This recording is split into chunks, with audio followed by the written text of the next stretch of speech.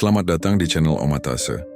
Episode ini mengungkap bagaimana sebuah kekuatan yang sebelumnya tidak diperhitungkan mampu meruntuhkan dominasi Roma dan Persia. Dalam waktu singkat, kekuatan ini mendirikan tatanan dunia baru. Sebelum kita membedah taktik kavaleri ringan yang melumpuhkan pasukan berat adidaya dan mengubah wajah tiga benua, pastikan kalian sudah klik tombol subscribe dan nyalakan loncengnya agar tidak ketinggalan ulasan sejarah kami lainnya di channel Omatase. Tahun 632 Masehi menjadi titik awal dari salah satu pergeseran kekuasaan paling dramatis dalam catatan sejarah manusia. Ini terjadi setelah wafatnya pemimpin besar di Madinah. Meskipun dunia luar memperkirakan bahwa gerakan baru di Arab akan hancur oleh perselisihan internal, Khalifah Abu Bakar justru berhasil melakukan konsolidasi melalui serangkaian kampanye militer yang sangat cepat. Secara administratif, Madinah bertransformasi dengan efisiensi luar biasa dari sebuah pemukiman religius menjadi pusat komando strategis yang mengarahkan energi suku-suku Arab keluar perbatasan. Instruksi militer yang diberikan sangat spesifik. Jangan merusak lahan, jangan membunuh rakyat sipil, dan berikan jaminan keamanan bagi mereka yang tidak melawan secara fisik. Langkah awal ekspansi ini diarahkan ke wilayah perbatasan Irak yang dikuasai Persia dan Suriah, yang berada di bawah kendali Byzantium sebagai respons terhadap ketidakstabilan regional. Pasukan Arab yang dipimpin oleh jenderal jenius seperti Khalid bin Walid menggunakan kedalaman padang pasir sebagai pelindung strategis untuk meluncurkan serangan kejutan yang mematikan. Secara sejarah, pasukan ini tidak membawa beban logistik yang berat seperti tentara konvensional, melainkan mengandalkan mobilitas unta dan kavaleri ringan yang sangat adaptif terhadap medan ekstrim.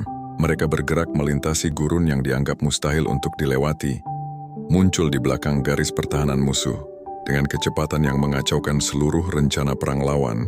Secara administratif, wilayah perbatasan ini sebenarnya telah lama mengalami kelelahan akibat pajak yang mencekik dan diskriminasi keagamaan dari pusat pemerintahan di Konstantinopel dan Ctesiphon. Sosiologis masyarakat lokal, terutama orang-orang Arab Kristen dan Yahudi di perbatasan, mulai melihat para penakluk baru ini sebagai alternatif yang lebih adil dan toleran. Khalifah pertama menegaskan bahwa mereka tidak datang untuk menghancurkan, melainkan untuk menegakkan keteraturan baru yang memberikan perlindungan hukum bagi setiap penganut agama. Hal ini menciptakan efek domino sosiologis di mana kota-kota perbatasan mulai membuka gerbang mereka tanpa perlawanan yang berarti, memilih kontrak keamanan daripada perang berkepanjangan. Setiap kemenangan awal di perbatasan memberikan rampasan perang yang signifikan dan meningkatkan kepercayaan diri pasukan Arab untuk bergerak jauh lebih dalam ke jantung wilayah lawan.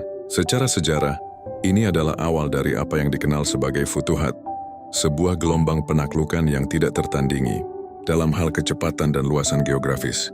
Madinah yang tadinya terisolasi, kini mulai menerima aliran upeti dan duta-duta dari wilayah yang dulunya merupakan provinsi paling makmur bagi Kaisar Romawi dan Raja Persia. Transformasi ini terjadi hanya dalam kurun waktu kurang dari 5 tahun sejak bendera ekspansi pertama kali dikibarkan. Di padang pasir yang tandus, bagian pembuka ini memperlihatkan bahwa keunggulan militer tidak selalu terletak pada beratnya baja atau jumlah manusia, melainkan pada kecepatan dan keyakinan. Bizantium dan Persia terjebak dalam memori kejayaan masa lalu, sementara Madinah sedang menulis masa depan dengan tinta keberanian dan strategi yang segar. Ketika pasukan Khalid bin Walid mulai menembus pertahanan Suriah dan Irak, dunia klasik menyadari bahwa mereka tidak lagi berhadapan dengan gerombolan penyamun, melainkan dengan sebuah negara baru. Panggung telah disiapkan untuk benturan besar yang akan menentukan nasib peradaban manusia. Untuk 1000 tahun ke depan di wilayah Hilal Subur, tahun 636 Masehi mencatat 2 pertempuran monumental yang secara efektif menghapus supremasi militer Bizantium dan Persia di wilayah Timur Tengah secara permanen. Di lembah Sungai Yarmuk, Jenderal Khalid bin Walid memimpin pasukan yang kalah jumlah melawan armada besar Romawi Timur di bawah perintah Kaisar Heraklius. Secara sejarah, Khalid memanfaatkan badai debu yang meniup langsung ke arah pasukan Romawi dan keunggulan mobilitas kavalerinya untuk memecah formasi infanteri berat yang kaku. Kekalahan Bizantium di Yarmuk adalah pukulan telak yang memaksa Heraklius untuk menarik mundur seluruh administrasinya dari wilayah Suriah selamanya dengan ucapan perpisahan yang legendaris. Secara administratif, hilangnya Suriah berarti Bizantium kehilangan salah satu pusat pajak terbesar dan wilayah penyangga yang melindungi wilayah Anatolia dari serangan darat. Masyarakat di Damaskus dan Yerusalem segera memasuki era baru di bawah administrasi Islam yang menjanjikan stabilitas dan perlindungan bagi tempat ibadah mereka secara hukum. Khalid bin Walid dan Abu Ubaidah bin Jarrah menerapkan sistem pemerintahan yang inklusif, mempekerjakan birokrat lokal untuk menjaga kelancaran administrasi sipil yang sudah ada. Sosiologis wilayah Levant mengalami transisi yang relatif damai, di mana budaya Arab mulai berbaur dengan tradisi Helenistik Romawi, tanpa menghancurkan infrastruktur sosial yang telah mapan. Hampir bersamaan di timur, pertempuran Qadisiyah menjadi palu gada yang menghancurkan tulang punggung Kekaisaran Persia Sasanid di dataran Irak yang luas. Panglima Sa'ad bin Abi Waqqas menghadapi gajah-gajah perang Persia dan infanteri elit mereka dalam pertempuran yang berlangsung selama beberapa hari penuh penderitaan. Keberanian dan ketahanan pasukan Muslim akhirnya berhasil menewaskan Jenderal Rustam, yang memicu kehancuran moral di seluruh jajaran militer Persia yang sebelumnya dianggap tak terkalahkan. Secara sejarah, kemenangan di Qadisiyah membuka jalan langsung menuju ibu kota Persia, Ktesifon, yang megah dan penuh kekayaan luar biasa di tepi sungai Tigris. Jatuhnya Ktesifon menandai berakhirnya dominasi Persia atas wilayah Mesopotamia setelah berabad-abad menjadi pusat kekuasaan dunia yang sangat berpengaruh. Secara administratif, kekayaan tak terhitung dari Istana Putih Persia dikirim kembali ke Madinah, yang kini mulai mengelola ekonomi berskala internasional untuk pertama kalinya. Namun Khalifah Umar bin Khattab tetap menekankan kesederhanaan, memastikan bahwa kekayaan tersebut digunakan untuk penguatan negara dan kesejahteraan rakyat, daripada kemewahan pribadi elit. Sosiologis wilayah Irak mulai berubah dengan didirikannya kota-kota Garnun baru seperti Kufah dan Basrah, yang menjadi pusat gravitasi budaya Arab Islam di wilayah tersebut. Kekaisaran Persia mencoba melakukan serangan balik terakhir di Nihawan pada tahun 642 Masehi. Namun mereka kembali menderita kekalahan yang dikenal sebagai kemenangan dari segala kemenangan. Secara militer, ini adalah akhir dari perlawanan terorganisir Sasanid, memaksa Raja Yazdegerd III menjadi pelarian di timur jauh hingga akhirnya tewas dalam kesendirian.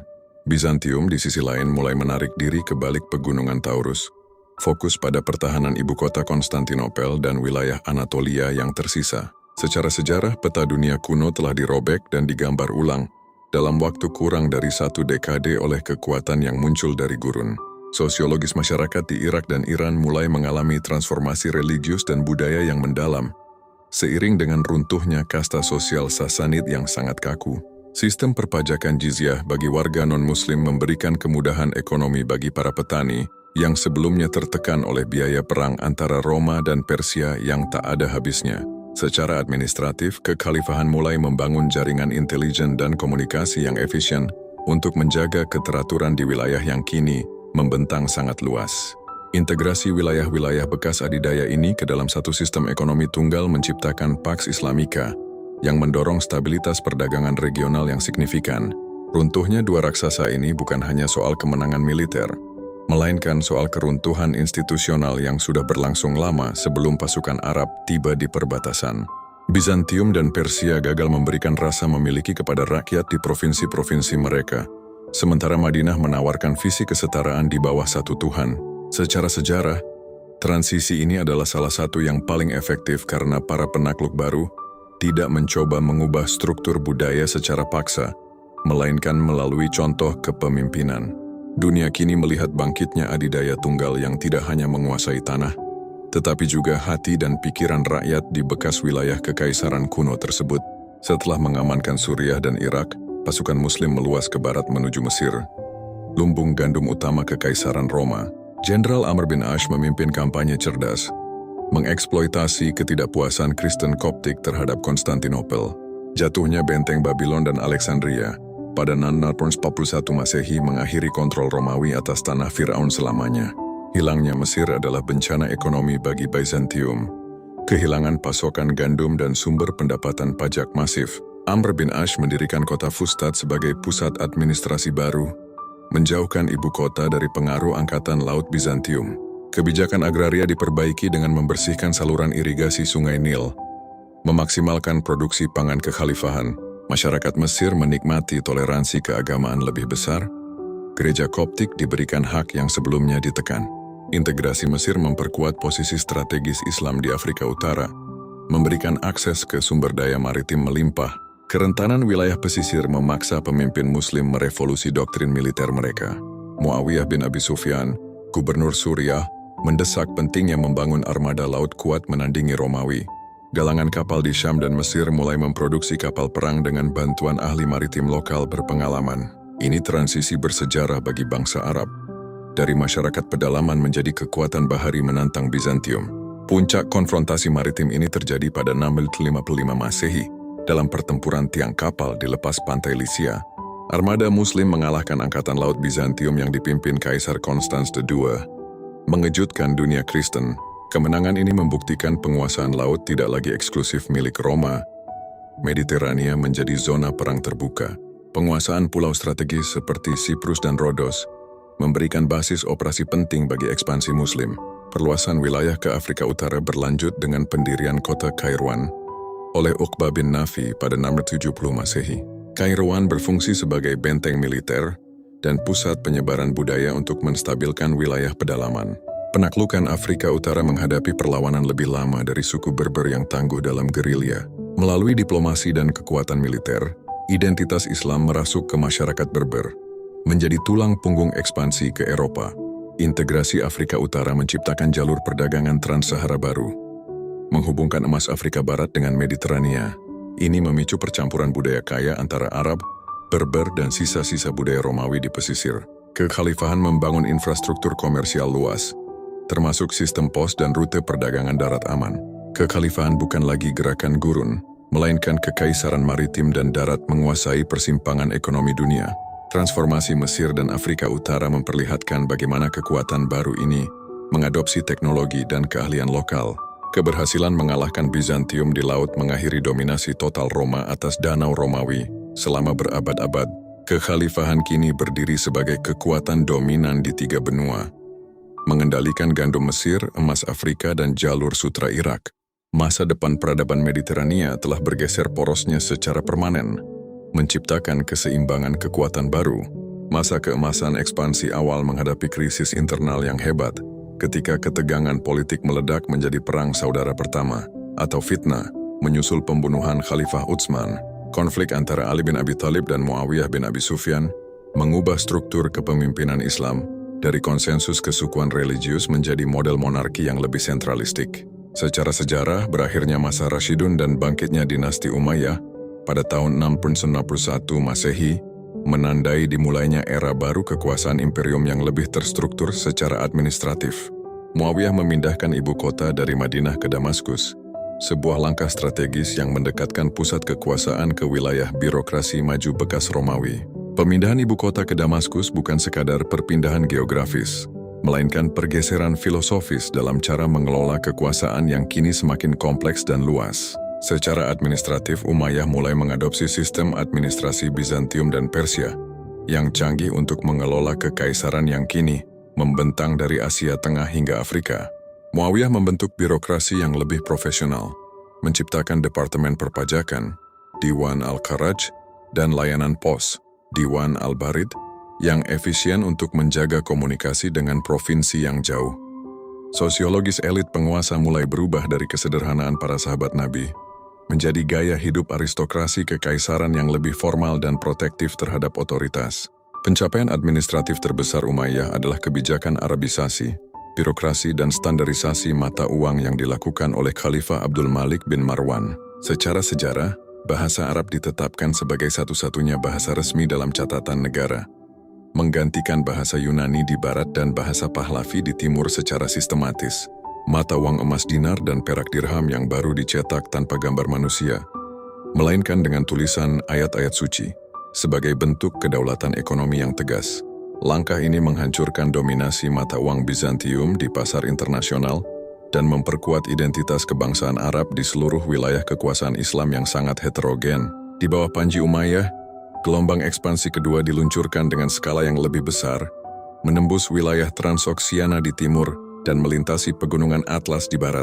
Secara militer, tentara Umayyah menjadi lebih terorganisir dengan unit-unit profesional yang tidak lagi hanya terdiri dari suku-suku Arab, tetapi juga melibatkan mualaf lokal dari berbagai etnis. Pembangunan fisik di ibu kota Damaskus dan kota-kota lainnya seperti Masjid Agung Umayyah, menjadi simbol kemegahan dan legitimasi religius politik dinasti tersebut di mata dunia. Secara sosiologis, periode ini menciptakan kelas menengah baru yang terdiri dari pedagang, sarjana, dan birokrat yang mendukung stabilitas pemerintahan sentralistik di Damaskus. Namun, sentralisasi kekuasaan ini juga memicu ketidakpuasan di kalangan kelompok Mawali atau mu'alaf non-Arab yang merasa didiskriminasi secara sosial dan finansial. Secara sejarah, ketegangan antara dominasi aristokrasi Arab dan aspirasi kesetaraan mu'alaf Persia serta Berber menjadi api dalam sekam yang akan terus membayangi kestabilan Umayyah. Fitnah kedua yang dipicu oleh peristiwa Karbala dan pemberontakan Abdullah bin Zubair memperlihatkan kerentanan dinasti ini terhadap krisis legitimasi religius yang mendalam. Meskipun demikian, Umayyah berhasil memulihkan ketertiban melalui tangan besi jenderal-jenderal seperti Al-Hajjaj bin Yusuf yang memastikan bahwa otoritas pusat di Damaskus tetap tidak tertandingi. Secara administratif, Umayyah juga menghadapi tantangan militer besar dalam upaya mereka untuk merebut Konstantinopel, ibu kota Bizantium yang sangat kokoh pertahanannya. Pengepungan besar selama tahun 674 dan 678 Masehi gagal karena penggunaan api Yunani oleh Bizantium, sebuah senjata rahasia yang menghancurkan armada Muslim di laut. Meskipun gagal menjatuhkan Konstantinopel, tekanan militer Umayyah yang konstan memaksa Bizantium untuk tetap berada dalam mode bertahan, memberi ruang bagi Islam untuk mengonsolidasi wilayah lainnya. Secara sejarah, kegagalan ini menetapkan perbatasan permanen di Anatolia, menciptakan kebuntuan militer yang akan bertahan selama beberapa abad berikutnya antara dua kekuatan tersebut. Dinasti Umayyah berhasil mengubah sebuah gerakan religius menjadi imperium dunia yang memiliki struktur hukum, ekonomi dan birokrasi yang sangat kuat dan kohesif. Secara sosiologis, masa ini adalah periode di mana identitas kebudayaan Islam mulai terbentuk melalui asimilasi tradisi lokal dengan nilai-nilai baru dari Arab. Meskipun penuh dengan konflik politik internal, stabilitas yang diberikan Umayyah memungkinkan terjadinya kemakmuran ekonomi yang luar biasa melalui jaringan jalur sutra yang kini aman terkendali. Damaskus menjadi pusat dunia, tempat di mana kekayaan dari timur dan barat bertemu, menciptakan fondasi bagi peradaban yang akan mendominasi panggung sejarah di milenium baru. Pada dekade terakhir abad ke-7, gerak maju pasukan Umayyah di Afrika Utara mencapai puncaknya di bawah kepemimpinan Hasan bin Al-Nu'man dan Musa bin Nusair. Secara militer, mereka berhasil mengalahkan perlawanan terakhir Bizantium di Kartago dan memadamkan pemberontakan suku-suku Berber. Pemberontakan suku-suku Berber dipimpin oleh ratu legendaris Dihya atau Al-Kahina. Jatuhnya Kartago secara permanen pada tahun 698 Masehi menandai berakhirnya kehadiran Romawi di benua Afrika setelah hampir 8 abad berkuasa. Secara administratif, wilayah yang kini dikenal sebagai Maghrib diorganisir menjadi provinsi penting yang berfungsi sebagai batu loncatan strategis menuju Eropa. Integrasi suku Berber ke dalam Islam menjadi faktor kunci yang mengubah dinamika militer di wilayah barat secara radikal dan permanen. Prajurit Berber mengadopsi identitas baru mereka dengan antusiasme, menggabungkan ketangkasan perang gunung mereka dengan strategi kavaleri Arab. Secara sosiologis, asimilasi ini menciptakan kekuatan tempur baru yang sangat tangguh dan termotivasi untuk melakukan ekspansi lebih jauh ke seberang laut. Musa bin Nusair, gubernur Maghrib, melihat ketidakstabilan di kerajaan Visigoth di Spanyol sebagai peluang emas untuk memperluas kekuasaan khalifah. Tahun 711 Masehi mencatat peristiwa yang akan mengubah sejarah Eropa selamanya, ketika Tariq bin Ziyad menyeberangi Selat Sempit, Gibraltar, dengan pasukan yang didominasi prajurit Berber. Tariq mendarat di pantai selatan Spanyol dan membakar kapal-kapalnya untuk memastikan tidak ada jalan mundur. Dalam pertempuran Guadalete, Tariq berhasil menghancurkan pasukan besar Raja Roderick yang mengakibatkan runtuhnya otoritas pusat kerajaan Visigoth. Secara sejarah, kecepatan penaklukan semenanjung Iberia hampir menyamai kecepatan penaklukan Suriah dan Irak di awal abad tersebut. Keberhasilan Tariq segera diikuti oleh Musa bin Nusair yang membawa pasukan bantuan besar untuk mengamankan kota-kota strategis seperti Toledo, Sevilla, dan Cordoba. Secara administratif, wilayah baru ini dinamakan Al-Andalus, sebuah provinsi yang akan menjadi pusat peradaban paling maju di Eropa.